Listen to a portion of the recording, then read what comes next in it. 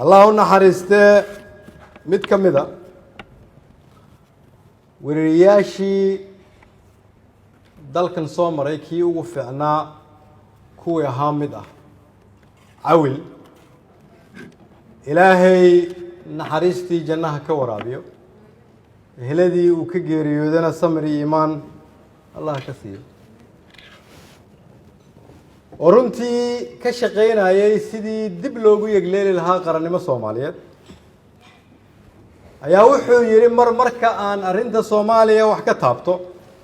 Soomaaliya maanta waxay u baahan tahay qof walba oo Soomaaliyeed oo nool oo xay ah oo neefsanaya wuxuu yiri Soomaaliya waxay u baahan tahay qof kasta oo neefsanaya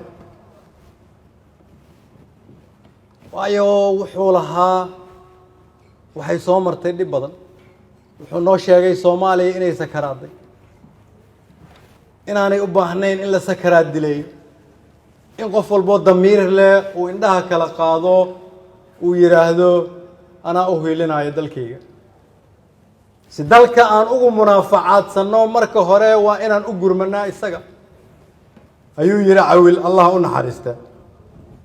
wuxuu yiri 10 qofood ama 30 qofood